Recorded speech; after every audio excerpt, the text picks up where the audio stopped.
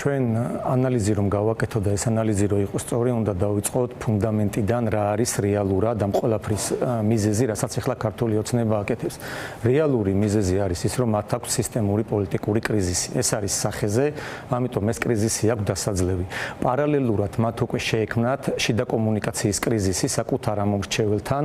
ეს ყველაფერი მეტყველებს იმაზე, რომ თუნდაც ძალიან ცხადად რომ დავანახოთ ჩვენს მსმენელს, როცა თვითონ ქართული ოცნების ამომრჩეველი შედის იგივე მარკეტებში, მაღაზიებში, ის ხედავს, რომ ფასები იმატებს, ამიტომ რაც არ უნდა პროპაგანდისტული არხებით ამ ადამიანებს ესაუბრონ თავისი პლატფორმებით, რომ ასე არ არის და ეკონომიკა ვითარდება და ქვეყანა წინ მიდის, ადამიანი შედის მაღაზიაში და ხედავს, რომ ეს ფასი იმატებს. ამიტომ შიდა კომუნიკაციის კრიზისი შეექმნეს. ამით და ძალიან მომგებიან, მოდით პირდაპირ ვთქვათ, ნარატივს დააჭდნენ. აი ასე რომ ვთქვათ, იმიტომ რომ ფასი აწუხებს ყველას. ახლა გაახსენდა უბრალოდ ქართულ ოცნებას, თორე უკვე ბევრი წელია ფასები აწუხებს ყველას და ახლა როდესაც აი ადამიანი უყურებს ტელევიზორს და ეუბნება პრემიერა წოდებული ადამიანი, რომ მე ეს ეხა გავიგე, რომ თურმე როგორი კარტელური გარიგებებია და მე ხლა მოგხედავ და ფასებს დავაკლებთ, შეიძლება ამას მოლოდინი გააჩინოს, რომ აი აქ მოვიდა ეხა კობახიძე და რაღაცას იზავს. კი, რაღაც დროებითი ეფექტი შეიძლება ამ ყველაფერმა მოიტანოს, მაგრამ რა თქმა უნდა, მე აღარ მგონია, რომ ესე მარტივად უკვე საკუთარი ამორჩეველიც კი შეიყვანონ შეცდომაში ადამიანები უკვე ცოტა სხვანაირად უყურებენ ამ ყველაფერს. ეს რო ასე არ იყოს, ქართულ ოცნებას არ მოუწევდა მისთვის ძალიან მტკივნეულ თემაში შესვლა, ეს თუნდაც ეს ფასების თემა მათთვის არის ძალიან არაკომფორტული. ერთი მხრივ შეიძლება ჩანდეს, რომ აქედან რაღაც პოლიტიკურ დივიდენდებს იღებენ, მაგრამ რეალურად ეს ასე არ არის, რადგან ალბათ რა ვიცი, საბაზისო ეკონომიკური უნარები ჭირდება და ელემენტარული ცოდნა იმის გააზრებას, რომ რეალურად ხორციელდება ადმინისტრაციული წნეხი, უბრალოდ ადამიანებს იბარებენ და წნეხავენ, აიძულებენ რაღაცა დროებითი შეღავათები გააკეთონ და გრძელვადიან დისტანციაზე დინამიკაში ბუნებრივია ეს არანაირ შეღავათს არ მოიტანს, პირიქით უფრო გაუარესდება მდგომარეობა და შეიძლება ერთი თვით და ორი თვით თუ დაიკლებს რაღაცის ფასი, მომავალში ხარისხიც გაუარესდება, არჩევანით შეიზღუდება და საბოლოო ჯამში უფრო მძიმე მდგომარეობამდე მივართ. ეს არის თვითგადარჩენის პროცესი და ამ პროცესში უამრავი სხვა კომპონენტი შემოიტანეს, იგივე დებატების კომპონენტი.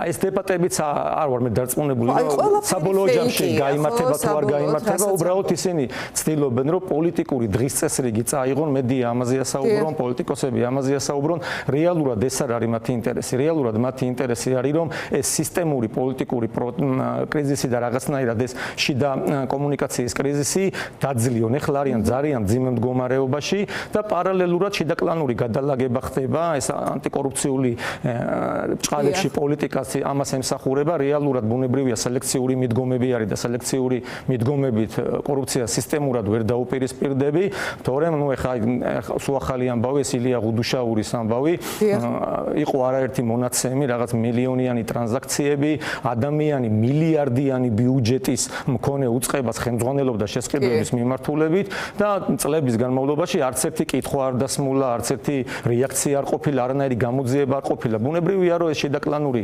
გადანაწილებაა და ირაკლი კობახიძე ცდილობს, რომ ეკონომიკური ძალაუფლებაც მოიპოვოს, რადგან ეკონომიკური ძალაუფლების გარეშე ბუნებრივია ის თავის პოლიტიკურ ძალაუფლებას ვერანაირად ვერ განამტკიცებს. ამ მიმართულებით კიდე უამრავ სხვა ძალიან მნიშვნელოვან და ფუნდამენტურ პროცესს ახორციელებენ. ჩვენ რადგან კორუფციაზე ვსაუბრობთ, ამას აუცილებლად მინდა რომ შევეხო, იმიტომ რომ ამაზე ფაქტობრივად მედია არ საუბრობს, ვსაუბრობთ ისევ ამ დებატებზე, რომელიც მართლა არც ვიცით გაიმართება თუ არ გაიმართება და სხვა მილიონი თემა შემოაგდეს, რომ რაღაცნაირად საზოგადოების ინტერესის ილაპარაკო ნიკა, ეს არის ხა პროპაგანდის ხაზი, რომ აი ქართულ ოცნებას უნდა ფასების დაკლება ოპოზიცია წინააღმდეგია, იმიტომ რომ თქვენ ამბობთ, რომ ასე არ გამოვა, როგორც ქართული ოცნება აპირებს ფასების კლებას, შედეგი ეს არ იქნება.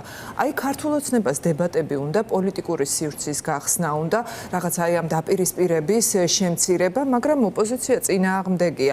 ანუ ყველაფერზე ფუთავენ ისეთ ილუზორულ თითქოს რაღაცა სამყაროს ქმნიან თავისას, სადაც მუდმივად დამნაშავია ისევ ოპოზიცია მათ ნაბიჯებში და ამაზეც ახლა კორუფციასთან დაკავშირებითაც ესეც შეიძლება ასე შეიფუთოს, შეიძლება კი არა ასეც აკეთებენ. ძალიან კარგია მე რომ ჩვენ ამ ყველაფერზე ვსაუბრობთ, იმიტომ გვაქვს შესაძლებლობა რომ მოსახლეობას მივაწოდოთ რეალური ინფორმაცია. ერთი მხრივ შენ თუ გინდა რომ ფასებმა დაიწიოს და ამ მხრივ რაღაცა მონეტარული სისტემური პოლიტიკა ჩაატარო ხო და რაღაცა იმოქმედო ინფლაციაზე და ასე შემდეგ კონკურენცია გაზარდო პირდაპირ უცხოური ინვესტიციები შემოიტანო, არაფერს არ აკეთებენ. უბრალოდ როგორც ვთქვით, ადმინისტრაციული წნეხით ერთადერთი ეგ მექანიზმი აქვს, იბარებენ ხალხს და არ ვიცით ახლა იქ დახურულ კარს მიღმა რა შეუნევიან და როგორ ზემოქმედებენ მათზე, იმიტომ რომ ერთ-ერთი ბიზნესმენი გამოვიდა და მე მოხარული ვარო, რომ ფასები იკლებსო.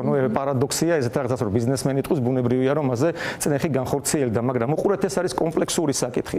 ერთი მხრივ ხელისუფლება თუ ამბობს, რომ ფასები უნდა დავწიო და კონკურენცია გავზარდო, მეორე მხრივ ეხლა რას აკეთებენ, ამაზე მინდა რომ ვისაუბროთ, თუ მაქვს რამდენიმე წუთი, ძალიან მნიშვნელოვანი ამბავია. ეხლა აკეთებენ ესეთ რაღაცას, ქმნიან ცენტრალურ შემსყიდველ ორგანოს, რომლის ხელშიც კონცენტრირდება აბსოლუტურად მთელი სახელმწიფო შესყიდვები. ანუ იმ სახელმწიფო შესყიდვებს, რომლებსაც აქამდე ახორციელებდა სხვადასხვა სამინისტროებს, ქნებოდა იუსტიციის, განათლების თუ ასე შემდეგ და ყველას თავისი მომწოდებელი ყავდა. მე მაგალითად სამ სხვადასხვა სამინისტროში მუშაობდი და თქვა საკანცელერიო საქონლებს აბსოლუტურად სხვა კომპანია გვაწვდიდა, კარტრიჯებს სხვა კომპანია გვიტენიდა და ასე შემდეგ სხვადასხვა პროდუქციას და მომსახურებას სხვადასხვა კომპანიები აკეთებდნენ, გვემსახურებოდნენ. ხო, ეხლა ხდება რა, რომ ერთი ცენტრალური შემსყიდველი ორგანო შეიქმნება მთავრობის სტრუქტურაში, რომელსაც ბუნებრივია უხელმძღვანელებს ირაკლი კობახიძის ნდობით აღჭურვილი პირი და ბუნებრივია ეს არ იქნება რაღაცა დამოუკიდებელი ინიციატივის მქონე ფიგურა, რომელიც თვითონ გადაწყვეტს რა უნდა გააკეთოს, ის რა თქმა უნდა ყურმოჭრილი მონა იქნება და შეასრულებს იმ მითითებას, რომელსაც მისცემენ და აი ამ ცენტრალური შემსყიდველი ორგანოს ხელში კონცენტრირდება დაახლოებით 2 მილიარდი ლარი. აქედან გამომდინარე ეს მცირე და საშუალო ბიზნესი უკვე ამ ტენდერებში მონაწილეობას ვეღარ მიიღებს, იმიტომ რომ გამოცხადდება 20 და მეტ მილიონიანი ტენდერები და საშუალო და მცირე კომპანიებს ამის შესაძლებლობა არ ექნება, შეიქმნება ოლიგოპოლიზაცია, რამდენიმე კომპანია ჩაიგდებს ხელში მსხვილი კომპანია მთელ ბაზარს და ეს ორგანო, ვინც ამ ორგანოს აკონტროლებს, რეალურად ის გააკონტროლებს ბაზარსაც. ამიტომ ესენი ყველაფერს აკეთებენ იმისთვის, რომ პოლიტიკური ძალაუფლება განიმტკიცონ და დანარჩენი ეს ყველა კომპონენტი მოსახლეობამ ამას უნდა შეხედოს ისე, რომ არის დამატებითი რაღაცა შემოგდებული თემები, რომლითაც რაღაცნაირად ყურადღება გადააქვთ მოსახლეობის და ამის მიღმა ძალიან ფუნდამენტურ მნიშვნელოვან რეფორმებს ახორციელებენ, იგივე განათლების მიმართულებით კატასტროფას აკეთებენ, მაგრამ უკვე ძალიან ნაკლები ადამიანი ლაპარაკობს ამ განათლების მიმართულებაზე, ნაკლები ადამიანი ლაპარაკობს ჯანდაცვის მიმართულებაზე. რეალურად ყველა მხრივ უჭერენ, რომ მთელი პოლიტიკური ძალაუფლების კონცენტრაცია და ძალაუფლების ხელშეჩაგდება მოახერხონ და პარალელურად ამ თემებით იგივე აი ოპოზიციური პარტიებიც ამ დებატებზე ხო რაღაც განსხვავებულ პოზიციებს აფიქსირებენ, მე მივიღებ მონაწილეობას, მე არ მივიღებ, იქ პრეზიდენტი გამოვიდა და მთელი სოციალური ქსელი ამ ყველაფრით ივსება და რეალურად არ ვიცი აი რაში უნდა ჭირდებოდეს ქართულ ოცნებას დებატები ოპოზიციასთან, როცა ჩვენ ძალიან ბევრი მიმართულებით ვართ მათთან ოპერატეს მდგომარეობაში. რატომ უნდა გაგიხსნას ტელეიმედის ეთერი, რატომ უნდა გაგიხსნას სხვა პროპაგანდისტული თუ სახელმწიფო ტელევიზიების ეთერები და ან თუ გაგიხსნის და შეგიშვებს, აი მე მაგალითად ეხლავე ვიძახი ძალიან დიდი სიამოვნებით ყოველგვარი რაღაც ჭმუნვის და საკუთარ თავში რაღაც მორალური არამდგრადობის მიღმა, ძალიან მყარად ვარ ამ პოზიციაზე და მწამს რომ ვერანაირ კონკურენციას ვერ გამიწევენ, დიდი სიამოვნებით ვესაუბრებოდი განათლების მიმართულებაზე და წლების განმავლობაში დანგრეულ სკოლებზე და ვერაშენებულ სკოლებზე, რომელმაც გააწამა ათასობით მოსწავლე და მშობელი, ხო?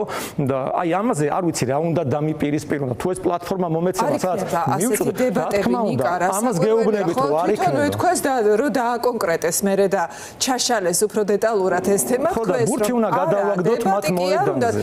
ესეც მოდელირებული დღის წესრიგის წაღება უნდა. ამიტომ ჩვენ უნდა უპასუხოთ ამას, რომ სადაც გინდა, როცა გინდა, მოდი და ნებისმიერ თემაზე, იმიტომ რომ ადამიანის უფლებები აიღე, ევროკავშირთან ინტეგრაცია აიღე, კორუფცია აიღე, რა თემა უნდა იყოს, სადაც ხელისუფლება უპირატეს მდგომარეობაშია, ვიდრე ოპოზიცია. ოპოზიციის ეხლა მთავარი გამოწვევა რაც არის, ის არის რომ რაღაცნაირად ვერანაირად ვერ მოხერხდა ბუნებრივი ორგანული დღის წესრიგის ჩამოყალიბება, არა ხელოვნური. მე ძალიან შორს ვარ იმ აზრისგან, რომ ჩემი დამოუკიდებლობის და ინდივიდუალიზმის დაკარგვით რამე პროცესს გავაძლიერებ. პირიქით, ჩვენ უნდა ვიყოთ ინდივიდუალურები, უნდა ვიყოთ დამოუკიდებლები, მაგრამ უნდა ვიყოთ სახელმწიფოებრივები, ეროვნულები და არავითარ შემთხვევაში არ უნდა ვიყოთ ერთმანეთზე თავდასხმის რეჟიმში. ჩვენ ამ რეჟიმში ჩვენი კოალიცია ლელოძლიერი საქართველო არც არასოდეს არ ყოფილა და მე თქვენ ესეთ ეთერში ძალიან არაერთხელ მისაუბრია ამაზე, არასოდეს არავის არ დაუსხმევარ თავს და ეს არ არის ჩვენი დღის წესრიგი. ჩვენი სამიზნე არის ბიძინა ივანიშვილი და უნდა მოვახერხოთ ოპოზიციურად განწყობილმა როგორც პოლიტიკურმა პარტიებმა, ისე სამოქალაქო და საპროტესტო საზოგადოებამ, რომ ორიენტირი გავასწოროთ ბიძინა ივანიშვილის და მისი მთავრობის წინააღმდეგ. კი ბატონო და მინდოდა სწორედ ამ თემაზე თქვენთან საუბარი. თქვენ ახსენეთ, რომ ხო ოპოზიციურ პარტიებს შორის განსაკუთრებით 4 ოქტომბრის წინ იყო ურთიერთთავდასხმები, მოდი ვთქვათ, რომ ყველა პარტიის მხრიდან იყო რაღაც გარკვეული, შეიძლება მეტნაკლებად, ზოგი უფრო მწვავედ, ზოგი ნაკლებად, მაგრამ ყოველ შემთხვევაში არასასიამოვნო და არასასურველი დამოკიდებულება, მოდით ასე დავარქვათ, შეიქმნა პოლიტიკურ პარტიებს შორის. ახლა როცა საუბარია იმაზე, რომ რაღაც ეს კომუნიკაციის ახალი ფორმა უნდა ჩამოყალიბდეს და თუნდაც ერთნაირი გზავნილები დაუპირისპირდეთ იგივე ქართული ოცნების პროპაგანდასაც და უფრო აქტიურები იყოთ რეჟიმთან ბრძოლაში, აი ამ მიმართულებით რას ფიქრობთ თქვენ, როგორია თქვენი პარტიის პოზიცია და რამდენად აქტიურად ხართ ჩართული კონსულტაციებში, რომელიც მიმდინარეობს რამდენადაც ვიცით?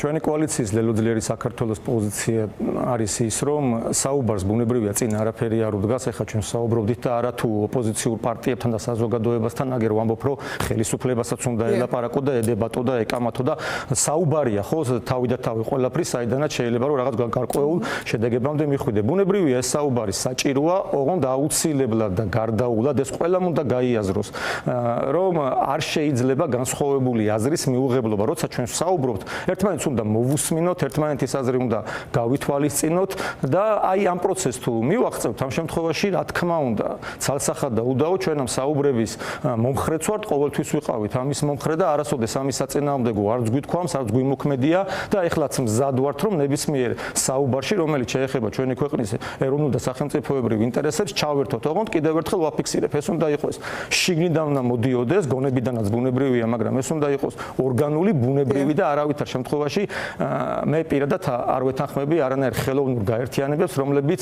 მომავალში ვერ მოიტანს ვერანაირ შედეგს. ეს უნდა უპირველეს ყოვლისა მე ვფიქრობ, რომ პოლიტიკას ესე ვუყურებ, რომ საზოგადოებისგან უნდა წამოვიდეს ეს დაკვეთ, ანუ ჯერ საზოგადოება უნდა გაერთიანდეს და მე ვფიქრობ, რომ პოლიტიკური პარტიების დამოკიდებულები არიან და ესეც უნდა იყოს საზოგადოებრივ აზრზე. თუ საზოგადოებრივი იმიზნით, რომ ბიძინა ივანიშვილი აღარ უნდა იყოს ხელისუფლებაში, მაგაზე მე მგონი გაერთიანდებიან მოთხოვნას გულისხმობ, ანუ საზოგადოებიდან თუ წამოვიდა ფიქსირებული ძალიან ესეთი მონოლითური მოთხოვნა, რომ აუცილებელია ეს ერთობა და ეხლა ყველამ საკუთარ ამბიციებზე, საკუთარ რაღაცა განსხვავებულ პოზიციებზე თქვი, თუ არის აი ეს თუ ძლავრად წამოვიდა საზოგადოებისგან. მესმის ეს მოთხოვნა საზოგადოებისგან. მე ცოტა სხვაგვარი წარმოდგენა მაქვს, იმიტომ რომ საზოგადოებაშიც არის თავდასხმები განსხვავებულ აზრებზე, პოზიციებზე და განსაკუთრებით არის რაღაც ბაბლური ჯგუფები, რომლისთვისაც მიუღებელია აბსოლუტურად ყველა გზა, გარდა თქვათ პროტესტისა, რომელიც თავისთავად არის ძალიან მნიშვნელოვანი, როგორ შეიძლება რომ ამის საწინააღმდეგო რამე თქვა მშვიდობიანი პროტესტი არის უმნიშვნელოვანი, იქ არაერთი პირდაპირ ვიტყვი არ მოვერიდები, არ მეჩვენება ეს პათეტიკურად თავგანწირული ადამიანი, რომელიც პატიმრობაზეც მიდის და ყველაფერზე და ამ პროტესტს ასულგმულებს, აგერ უკვე 400 დღეზე მეტი დღის განმავლობაში, მაგრამ მე იმას ჩამოყალიბებული ვარ ეხლა საკუთარ თავში, რომ ეს არ არის საკმარისი. არის კიდევ ინსტიტუციური ბრძოლის გზები, მე ეხლა საკრებულოში ვარ, სულ 2 დეპუტატი ვარ წარმოდგენილი, 45 ქართული ოცნების დეპუტატია და მე ვფიქრობ, რომ სასარგებლო ვარ იქ, როგორც არ უნდა მითხრა სხვამ, ხო, იქ ვქნით დისკომფორტს ვავთ, კითხვებს, რაღაცნაირად ინფორმაცია გამოგვაქვს, ბევრი ინფორმაცია, რომელიც საზოგადოებამდე შეიძლება 1 და 2 და 3 თვის შემდეგ მოვიდეს ჩვენი კომისიების განხილვაზე. ამ ინფორმაციას ვეცნობით რაღაცა კი ბატონო, ეს გასაგებია ნიკა, მაგრამ აქ საუბარია იმაზე, რომ კონკრეტული შედეგი, რაც გამოიხატება ბიძინა ივანიშვილის რეჟიმის ჩამოშლაში, ეს ჯერჯერობით არ დამდგარა და ვიდრე ეს შედეგი არ დადგება, რა თქმა უნდა, საზოგადოებას აქვს უფლება, რომ კონდეს კრიტიკული შენიშვნები და თუნდაც კითხვები ოპოზიციის მისამართი. კი ბატონო, მაგრამ შედეგი როგორ უნდა დადგეს? მიზანიც ხომ სწორედ ეს არის და ალბათ ასე უნდა დადგეს, რომ უფრო მეტი ძალისხმევა ერთობლივად უნდა გამოიჩინოთ ყველამ და თქვენ ამის გამოცდილება ქონიათ მაგალითად საერთაშორისო ასპარესზე, როდესაც ერთად იყო ოპოზიცია. დამსწრით მაგის თქმა მინდა და ხომ მოიტანა კონკრეტული შედეგები. კი ბატონო, ზუსტად ამაზეა საუბარი, რომ რაღაც ეს მოდელი იყოს გავრცობილი შიდა საკითხებზეც იმისთვის, რომ ერთობლივი ძალებით დაუპირისპირდეთ ბიძინა ივანიშვილის რეჟიმს, რომ შედეგი რაც შეიძლება მალე დადდეს. მართლა, რასაც თქვენ საუბრობდით, თუნდაც ახლა აი ამ სტუმრობის დროს, ხო, ჩანს ყოველი დღე, როცა ბიძინა ივანიშვილი არის ამ ქვეყნის სათავეში, მისი რეჟიმი ამ ქვეყნის სათავეში არის უკიდურესად დამაზიანებელი და სახიფათო საქართველოსთვის და რაც უფრო მალე მოხდება ამ რეჟიმის დემონტაჟი, ალბათ ეს მე იმაზე მინდოდა გამეკეთებინა აქცენტი, რომ ერთი მხრივ ეკონომიკურ ძალაუფლებაზე რომ ნადირობს ქართული ოცნების ხელისუფლება, ხო? ზღუდავს ბიზნესს, ზღუდავს კონკურენციას, უნდა რომ ყველაფერი საკუთარ ხელში მოაქციოს, პარალელურად სახელმწიფო რესურსებსაც, რომელიც ჩვენი უფლება არის, ხო, მოქალაქეობრივი და პოლიტიკური, რომ ვისარგებლოთ ამ უფლებებით, ამ რესურსებით, რომ ისევ დაუპირისპირდეთ, ხო, ქართული ოცნების ხელისუფლებას, აი ამ რესურსებზე არავითარ შემთხვევაში უარი არ უნდა ვთქვათ, ეს იქნება ფინანსური რესურსები თუ სხვა ნებისმიერი ინსტიტუციური რესურსები.